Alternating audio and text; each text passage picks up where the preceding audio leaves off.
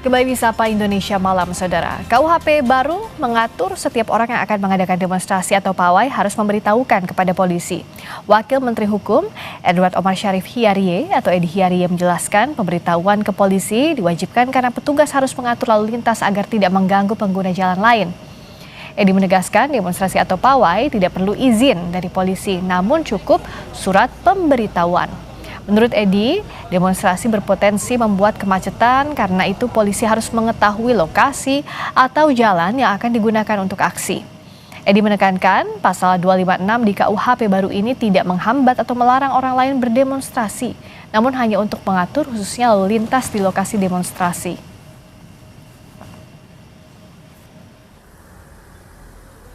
Intinya harus memberitahukan kepada polisi. Kata-kata di situ adalah memberitahukan, bukan izin. Mengapa pasal ini harus ada? Ya, sekali lagi mengapa pasal ini harus ada? Karena ini berdasarkan pengalaman yang pernah terjadi di Sumatera Barat, di mana sebuah mobil ambulans yang membawa pasien itu, dia mati di dalam karena terhadang oleh demonstran. Jadi tujuan memberitahu ke aparat keamanan supaya bisa mengatur lalu lintas.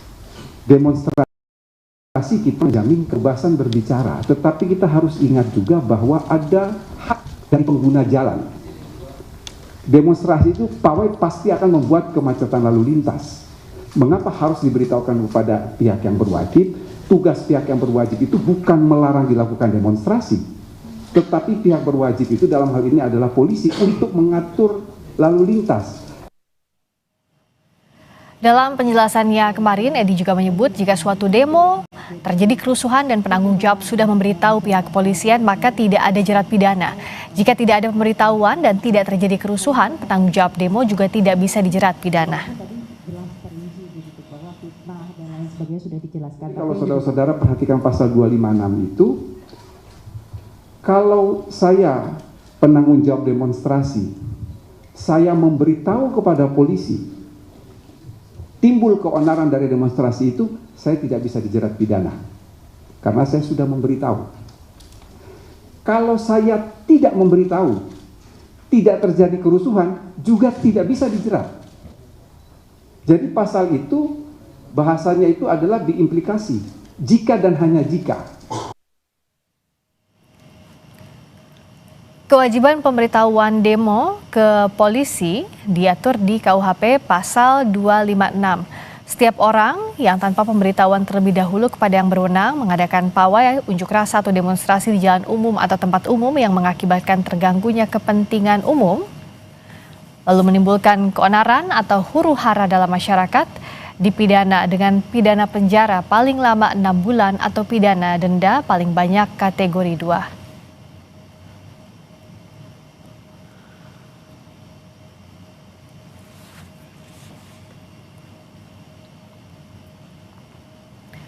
KUHP baru telah diberlakukan sejak 2 Januari lalu. Pemerintah menyatakan KUHP dan KUHAP tidak membatasi kebebasan berpendapat maupun hak masyarakat untuk melakukan demonstrasi. Kita ulas masalah ketentuan demonstrasi di KUHP baru ini bersama Ketua YLBHI M. Isnur, juga anggota Komisi 13 DPR RI, fraksi PKS, Yanuar Arif Wibowo. Selamat malam Mas Isnur, juga Mas Yanuar. Selamat malam Mbak, selamat malam Mas Isnur. Selamat malam Mas Yanuar. Selamat malam, saya ke Mas Isnur dulu. Kalau dari Mas Isnur melihat ada masalahkah dengan pasal 256 soal pemberitahuan demonstrasi ini? Ini adalah pasal yang sejak awal YLBHI dan masyarakat sipil protes. Kenapa? Di 2019. Pertama demonstrasi atau perdebat muka umum itu adalah hak yang dijamin oleh konstitusi sepenuhnya. Dan sudah diatur di Undang-Undang 1998 tentang kemerdekaan berpendapat di muka umum. Di sana sudah ada kewajiban pemberitahuan ke polisi 3 hari sebelum demonstrasi. Tetapi jika tidak memberitahukan dan melanggar administratif lainnya, cukup dibubarkan. Bukan sebuah tindak pidana. Dan kalaupun ada misalnya kerusakan atau lain-lainnya, itu pun juga sudah ada ancaman pidananya. Bahkan penanggung jawabnya bisa diperberat seperti 3 kali. Pertama, ketika diatur di hukum acara pidana, itu menegaskan bahwa seolah-olah itu adalah sebuah kesalahan sejak awal. Karena pengurusan pidana adalah bagian dari kriminalisasi, mengkriminalkan, menganggap bahwa itu adalah sebuah kesalahan. mengubah prinsip yang awalnya kemerdekaan jadi sebuah kesalahan. Jelas dari seluruh praktik selama ini itu bagian dari upaya penutupan pembungkaman berekspresi. Pak Edi nggak tahu sih, setiap hampir demo orang ditangkap-tangkapin kok. Demo bulan Agustus 2025 lebih dari 9.000 orang ditangkap. Tanpa alasan, tanpa kesalahan. Dipidana sekarang sekitar 11 orang. Jadi ini adalah bagian dari respon bagi saya terhadap kita orang mau berekspresi, orang mau demonstrasi, awalnya hanya administrasi, awalnya adalah dampak diubarkan, sekarang malah dipidana 6 bulan. Jadi asalnya administrasi menjadi dampaknya ada pidana. Iya, dan dalam praktiknya nanti polisi bingung. Ini dibubarkan saja atau KUHP dipidana? Ada 2 undang-undang yang berlaku sekarang. Nah, Mas Yanwar, apakah akan jadi ada kebingungan dan berpotensi pidana hal-hal yang seharusnya hukumannya bersifat administratif kalau dari sisinya YLBHI?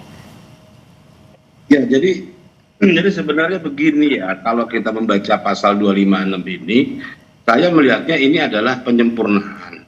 Semua hak yang dimiliki oleh warga negara harus diatur. Kebebasan berpendapat itu diatur. Kita punya undang-undang 998. Nah, karena ingat ya, ini bukan izin sekali lagi. Jadi orang melakukan demonstrasi, unjuk rasa, pawai, dan seterusnya,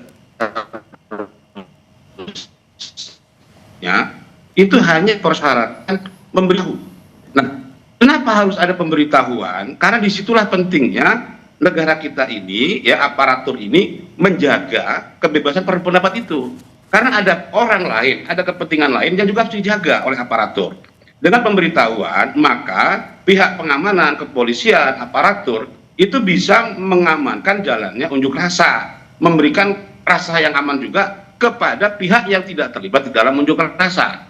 Makanya kenapa pasal itu kemudian diberikan yang mengakibatkan ya apabila itu tidak dilakukan pemberitahuan. Jadi selama unjuk rasa itu dilakukan dengan pemberitahuan, maka gugur pemidaannya itu.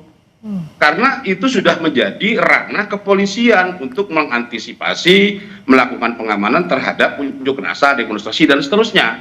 Nah, walaupun tanpa izin ya, atau tanpa pemberitahuan, tapi tidak terjadi keonaran, tidak mengganggu ketertiban umum, gitu ya, maka ini pun juga tidak dikenakan pidana.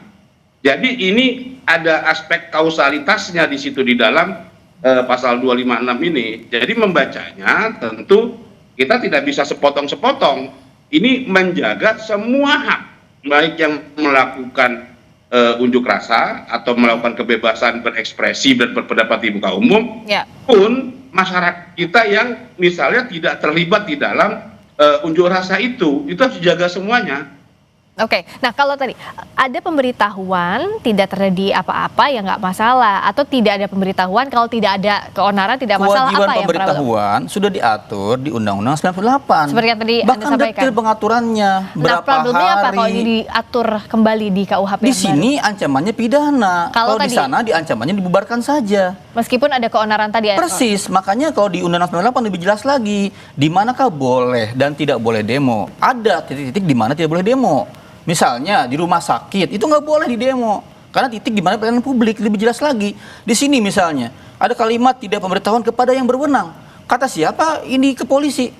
Di mana kalimat di KUHP ini ke polisi?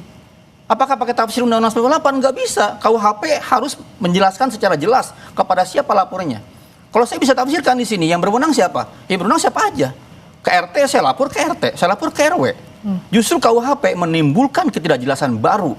Dan yang kedua, menimbulkan akibat gangguan kepada kepentingan umum. Apa arti kepentingan umum? Coba tafsirnya apa? Kalau misalnya ada orang menganggap bahwa yang namanya demonstrasi, Mbak, pasti di jalan, pasti di ruang-ruang publik. Orang demo di depan istana, itu ruang publik, ruang umum. Orang demo di depan MK, itu ruang publik, ruang umum. Terus ketika kemudian misalnya orang jalan ya, polisi biasanya memblokir patung kuda gitu. Terus dianggap mengganggu umum, dipidana langsung dong. Dan pemberitahuan, Mbak, itu biasanya pemberitahuan itu seringkali juga ada namanya kewajiban tanda terima. Yang ini juga jarang dilakukan dan sering sekali ada instruksi nggak menerbitkan tanda terima. Ini dipakai yang mana? Jadi sekarang ada perubahan paradigma dari yang awalnya dia administratif menjadi pidana. Itu yang berbahaya dan menjadi alasan mempidana banyak orang. Oke, silakan Mas Yanuar dijawab tadi kekhawatiran Mas Isnur. Sebenarnya KUHP ini malah menjawab tadi yang disampaikan Mas Isnur.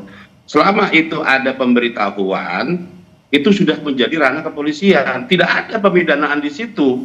Setelah kata kepolisian itu di mana, Mas? Di KUHP, Mas? Aparatur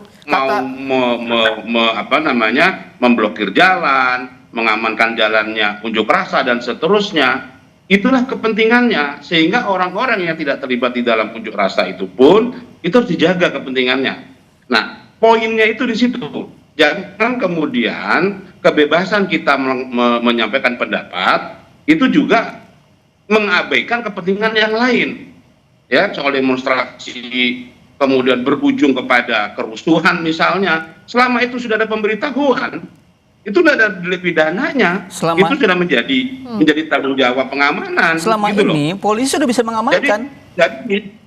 Selama ini polisi diberitahukan sudah 3 hari sebelumnya. Bicara soal norma ya, dan ketika ada kejadian, kita bicara normanya nih.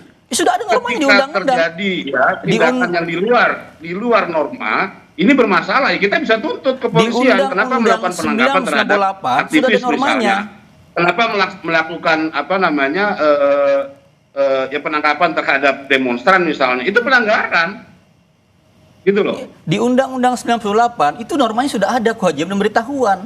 Ini mengulang, tapi dampaknya berbeda. Di Undang-Undang 98 kalau emang Anda tidak pemberitahuan, dibubarkan. Ya udah selesai, bubarin. Kenapa ini harus diatur ulang, Mas Yanuar? Ya kan ini lebih menyempurnakan kalau kita melihatnya, sehingga para pihak semua masyarakat ini terlindungi di situ. Kalau yang disampaikan oleh Pak Wamen misalnya, itu kan lebih kepada misalnya ya kemarin disampaikan itu salah satu kejadiannya adalah ketika itu tidak dilampaikan begitu loh. Ketika ada masyarakat lain yang ingin beraktivitas, kemudian ke-trap di situ, terjadi kematian dan seterusnya itu. Nah, ini sebenarnya bagian dari proses mengamankan semua pihak, bukan hanya pengunjuk rasa, tapi masyarakat kita lain yang juga ingin beraktivitas itu juga dilayani oleh negara. Nah jadi apa yang harus dilakukan agar dalam pelaksanaannya tidak ada kebingungan dalam pelaksanaan KUHP baru? Kita jawab usai jeda di Sapa Indonesia Malam sesaat lagi.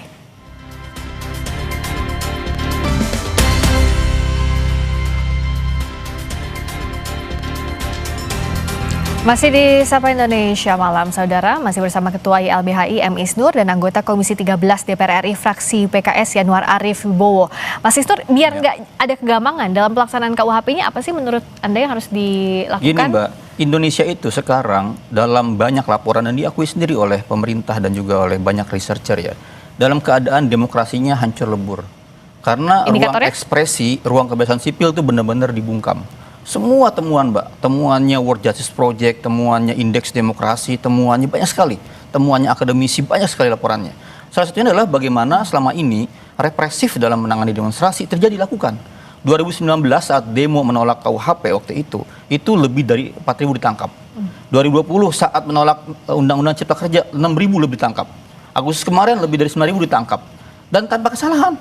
Gitu. Nah sekarang dengan adanya pemidanaan terhadap demonstrasi, itu menurut saya, prediksi saya akan lebih besar lagi semua aparat di lapangan kemungkinan menangkap. Karena frasa itu frasa yang sangat multi interpretasi. Dianggap mengganggu ketertiban umum, kapanpun bisa ditangkap orang. Mana ada demonstrasi yang tidak mengganggu ketertiban umum gitu. Nah tafsir atas ini kan siapa yang menentukan? Penyidik. Asal tangkap, maka bagi saya ini sangat-sangat menjadi pintu masuk ke saudara mengenangan di mana penangkapan semakin tinggi di mana-mana. Tanpa pasal ini pun sudah terjadi penangkapan besar-besaran. Sudah terjadi pembungkaman, sudah terjadi indeks demokrasi kita merosot. Kalau ini terjadi ya makin-makin gitu. Agar ini tidak dianggap sebagai pasal karet, apa sih Mas Yanuar kalau dari sisi DPR? Dalam pelaksanaannya tentu kita akan awasi sebagai tugas kami di parlemen ya dalam pelaksanaan undang-undang ini. Yang paling penting adalah di dalam pasal 256 ini kebebasan berekspresi, kebebasan menyampaikan pendapat itu tetap dilindungi oleh undang-undang. Dan itu sifatnya hanya pemberitahuan. Nah, ketika pemberitahuan sudah dilaksanakan, sudah disampaikan, maka tidak ada pemidanaan terhadap ekses yang ada dalam unjuk rasa, ya, kerusuhan dan seterusnya. Itu sudah menjadi tugas aparat kepolisian, aparat keamanan.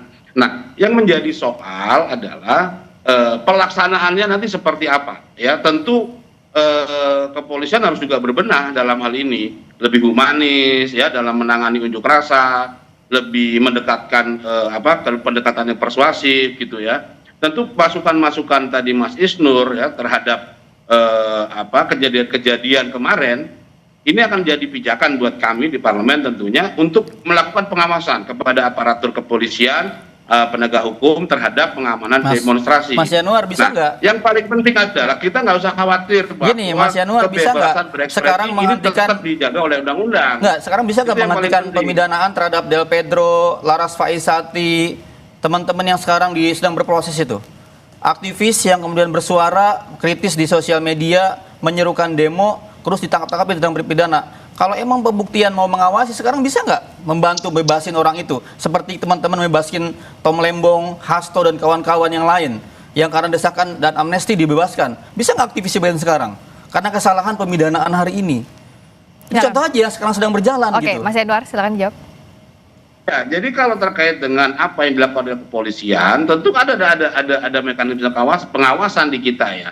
Nah, bagaimana kepolisian, ya, ketika mempidanakan seseorang, tentu kepolisian harus memiliki dua alat bukti yang kuat, dan ini kan nanti kan diuji, gitu loh. Nah, kalau misalnya itu gagal, ya, di dalam penerapan pelaksanaannya, tentu kredibilitas kepolisian akan makin turun. Jadi Mas Isnur, dalam hal ini, ya, kepolisian tentu dengan mekanisme yang sangat terbuka ini tentu tidak boleh sembarangan serampangan dalam melaksanakan penindakan. Masukan-masukan terkait dengan penangkapan aktivis, gitu ya. Bahkan kemarin saya juga menyampaikan di Kompas TV juga terkait teror yang disampaikan oleh influencer, gitu ya, Shirley dan DJ Doni. Saya juga mengatakan bahwa ini harus segera diungkap, gitu loh. Polisi harus tegas, harus segera mencari siapa pelakunya, jangan dibiarkan terus-terusan. Nah, tentu ini menjadi kritik kita semua kepada kepolisian dalam penanganan unjuk rasa, penanganan masalah-masalah di ruang publik. Jadi memang ini PR kita, Mas Isnur. Kita butuh juga dorongan dari teman-teman civil society, gitu ya, untuk memperkuat sistem demokrasi kita. Ya, tanpa pasal ini aja, Pak, kita nggak sanggup. Kita sudah nggak ada kok bukti yang kemudian kuat bagaimana bisa bebasin aktivis ini. Apa yang membuat Anda masih ragu dengan sekarang jamin aja masih berproses orang-orang yang tanpa kesalahan dipidana itu. Publik bisa menilai kok bagaimana persidangannya. Siapa yang melapor ke pemidanaannya? Polisi juga, gitu. Dan gini loh, kami itu membantu juga kepolisian untuk perbaiki instrumen internal mereka yang itu selama ini dinilai represif. Pedoman penanganan demonstrasi, Mbak, standar internasional, dan polisi belajar juga ke internasional, itu nggak begini. Penanganannya bagaimana dia dari awal mulai memisahkan, bagaimana dia penanganannya humanis. Selama ini represif. Nah, sekarang alih-alih sedang memperbaiki nih represif, ada KUHP baru yang lebih represif, bahkan mempidana. Bukannya menangani agar dia bagian dari mendorong demokrasi, mencapai tujuan demo. Malah orang dipidana, gitu. Itu malah memutar balik arah sejarah reformasi kepolisian yang sedang dilakukan sekarang.